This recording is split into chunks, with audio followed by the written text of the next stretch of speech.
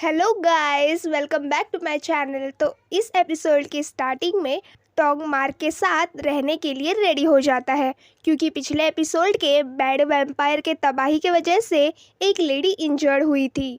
उन्हें देख के टॉन्ग को गिल्ट आता है और वो सैम को कॉल करके झूठ बोलता है कि उसे स्कॉलरशिप लगी है और वो आगे एडवाइज़र के साथ रहेगा और रिसर्च में उनकी हेल्प करेगा।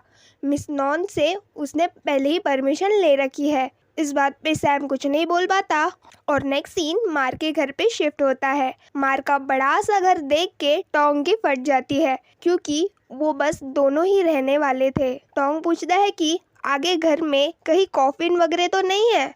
मार्क उसे इग्नोर करता है और घर में आने के बाद उसे बताता है कि बेटा, अब हम पहले जैसे कॉफिन में नहीं रहते, हम अपडेटेड हो गए हैं। फिर वो उसको उसकी रूम दिखाने ले जाता है। मार्क ने टॉन्ग का लगेज ऑलरेडी उसके रूम में शिफ्ट करवा दिया था। बेड को देख के टॉन्ग पूछता है कि क्या हम जैसे मुस्टंडे लोग इस बेड पे आ पाएंगे। मार्क बताता है कि वैम्पायर्स कभी भी नहीं सोते, तो टॉन्ग आराम से यहाँ फैला के सो सकता है, लेकिन वो रात को कभी भी टॉन्ग पे नजर रखने आएगा। मार्क उसे मस्ती में डराने पास आता है, तो टॉन्ग उससे रूम से भगा देता है। टॉन्ग गिटार शब्द बोलते ही पीछे से मार्क फ्लैश के स्पीड में आके टॉन्ग को उसका गिटार देता है। टॉन्ग भी मार्क से अचानक आने से डर जाता है। वो कहता है कि मुझसे 1 हैंड डिस्टेंस की दूरी पे रहो। फिर उस पे मार्क कहता है, तुम्हारा हैंड या मेरा हैंड? वैसे तुम्हारा हैंड तो छोटा है। टॉन्ग को गुस्सा आता है और वो बाउंड्रीज क्रिएट करता है कि अब से ना मार्क उसके क्लोज आएगा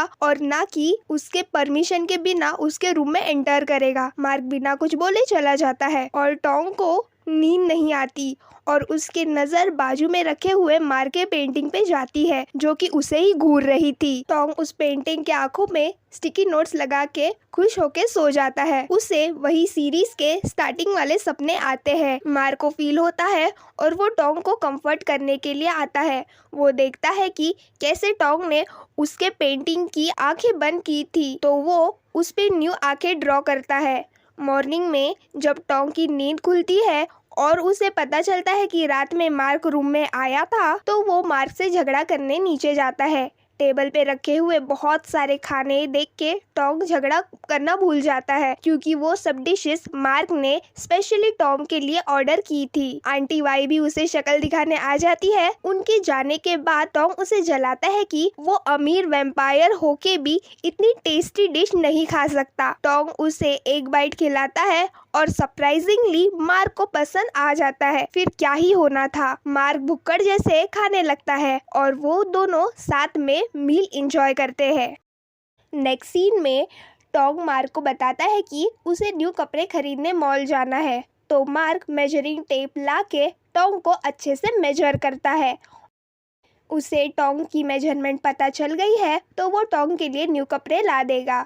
नेक्स्ट सीन में मार्क वर्कआउट कर रहा होता है, तो टॉम भी वहाँ आ जाता है और डंबल से एक्सरसाइज करने लगता है, बट वो गलत कर रहा था, तो मार्क उसे करेक्ट करने आता है। लेकिन टॉम की खुशबू मार्क को गुमराह करती है, तो मार्क फिर से ट्रेडमिल पे जाके अपना दौड़ने लगता है। टॉम भी उसकी कॉपी करता है, पर मार्क बहुत ही डिस्ट्रैक्टेड लगता है, तो टॉम को बुरा फील होता है कि शायद उसके वजह से मार्क वर्कआउट नहीं कर पा रहा, तो वो अपना पसीना पोंछ के चला जाता है। उससे जाते ही टॉम का टॉवेल लेके मार्क उसे सूंघने लगता है। गॉड, सच बता रही हूँ, अगर मैंने ऐसे किसी को देखा ना दूसरों का टॉवेल स्मेल करते हुए, तो मैं तो पक्का भाग जाऊंगी। खैर, वही टॉम भी उसे देख लेता है। मार्क एम्बैरेसमेंट से उसे टॉवेल फेंकने के लिए कह देता है, लेकिन अपना टॉम तो पैदाइशी बुद्धू है, उसे पता ही नहीं चलता कि मार्क का क्या चल रहा था। फिर मार्क रेडी होके ऑफिस के लिए निकलता है और आंटी वाई भी घर पे नहीं होते, तो वो टॉम को भी अपने साथ चलने कहता है।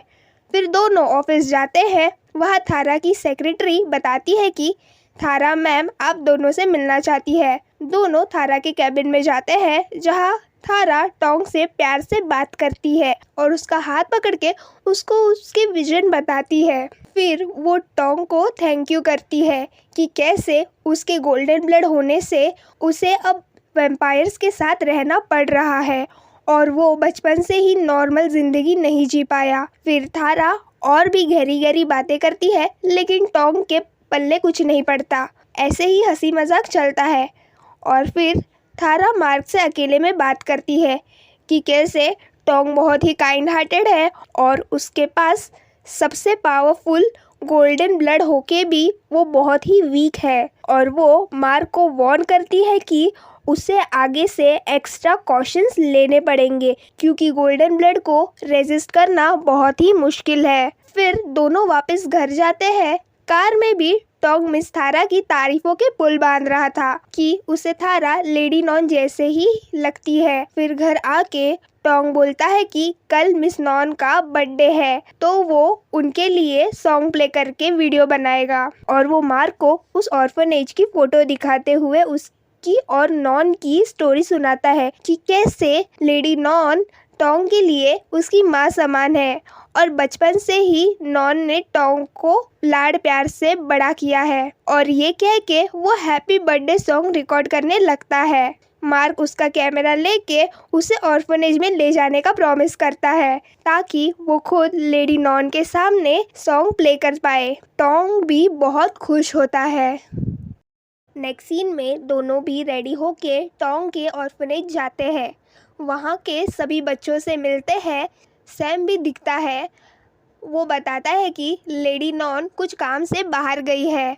वो उसे मार्क के बारे में भी पूछता है और टोंग मार्क को उसका रिसर्च पार्टनर करके इंट्रोड्यूस करता है।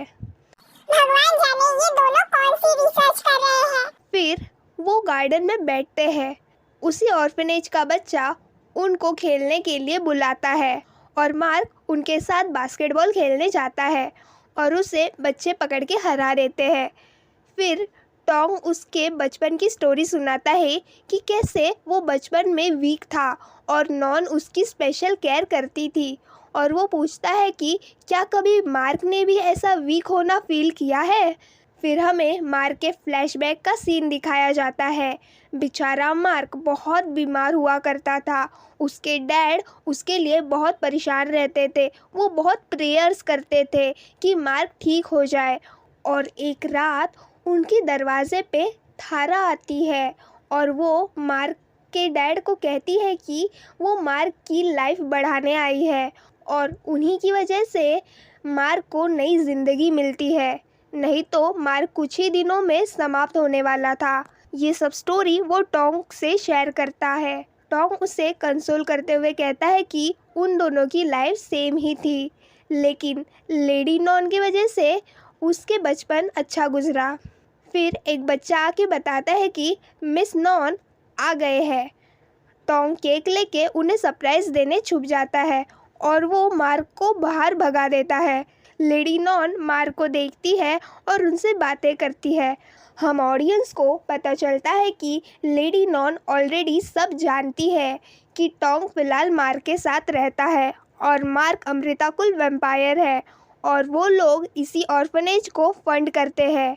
काइंड ऑफ हम कह सकते हैं कि अमृताकुल नॉन को हायर किए थे टोंग को बचपन से संभालने के लिए। ये सब टोंग सुन लेता है और उसे बहुत बुरा लगता है कि लेडी नॉन ने उसे सारी वैम्पायर वाली इम्पोर्टेंट बातें छुपाई। वो नॉन से झगड़ा करता है। नॉन उसे समझाती है लेकिन टोंग कुछ नहीं सुनता। वो गुस्से में चला जाता है। सैम उसे रोकता है पर टोंग उससे भी झगड़ा कर लेता है। नेक्स्ट सीन में हमें दिखाया जाता है कि हार्ट ब्रोकन टोंग गार्डन में बैठा हुआ होता है, तो उधर मार्क आके एक्सप्लेन करता है कि उसे ऑर्फनेज को फंड किया क्योंकि वहाँ टोंग के साथ बाकी बच्चे भी थे और सबको संभालने के लिए पैसे लगते हैं। वो टोंग को कंसोल करता है पर टोंग उसकी नहीं सुनता। तो मार्क फिर से फ्लैशबैक से बताता है कि जब से वो वैम्पायर बना है उसकी सारी फीलिंग्स भी ख़त्म हो गई है। उसके डैड के जाने पे उसे बिल्कुल भी दुख नहीं हुआ। उसे भूख नहीं लगती थी, नींद भी नहीं आती थी और वो पूरा दिन काम में व्यस्त रहता था इत्यादि। टोंग को नॉर्मल इंसानों जैसे लाइफ जीनी थी। ये बात मार्क समझ गया था, इसीलिए वो टोंग को जाने देता है।